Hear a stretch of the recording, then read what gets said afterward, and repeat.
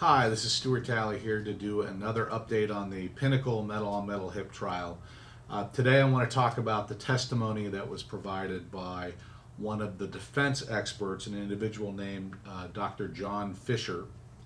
He is an engineer from the University of Leeds in England, and he has published many papers on the Pinnacle, the metal-on-metal hips, and has a large body of publications in scientific literature where he discusses research that he did on these metal-on-metal hips. On direct examination, the primary purpose for getting him to testify was to discuss how these hips are tested and to come to the opinion that the testing for the Pinnacle metal-on-metal hip was adequate. On cross-examination, I would say it was a heated cross-examination. The theme of the plaintiffs in cross-examining Dr. Fisher was that he really was not an independent academic, which is what he was holding himself out to be. That in reality he was a paid mouthpiece for DePuy.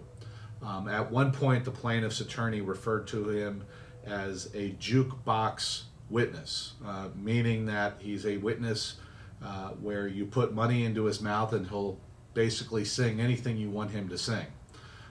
It was a very interesting cross-examination. What was presented at the trial was evidence that Dr. Fisher had a series of agreements with DePuy, where DePuy agreed to fund research at his university, and there were a lot of conditions in the agreement. One of the conditions was that he wasn't allowed to do any research for competitors.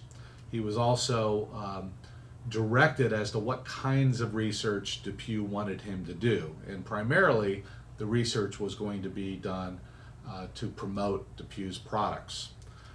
The other condition, which was really surprising when I heard about it, was that DePuy had the right to review any publication or any study that he intended to publish before it was submitted for publication.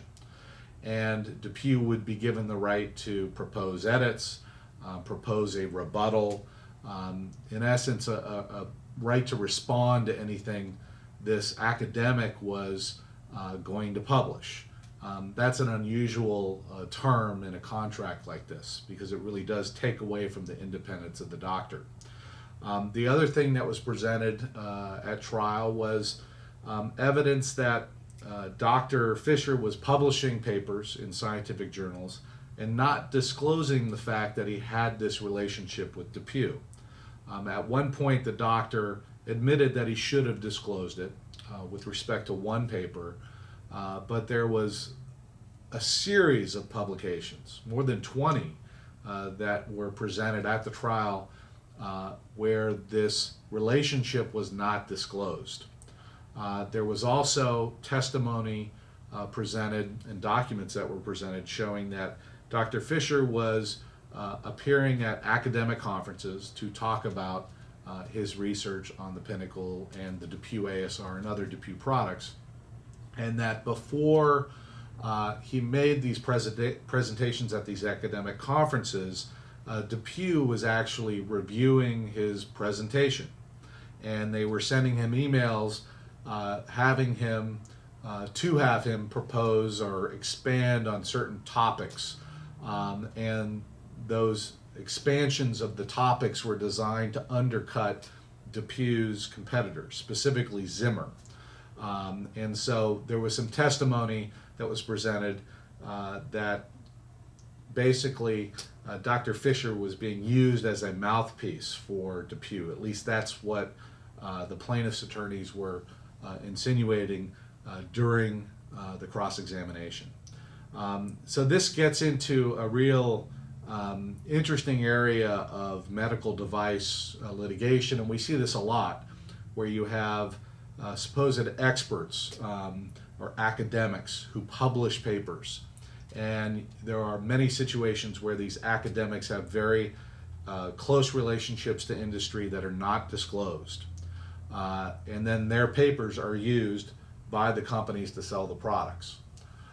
There is also situations that we've seen in other cases, and in this case there will be testimony on this, about the companies actually writing publications. They call it ghostwriting, where they will write a paper, give it to the doctor makes a couple of edits, and then submits it for publication.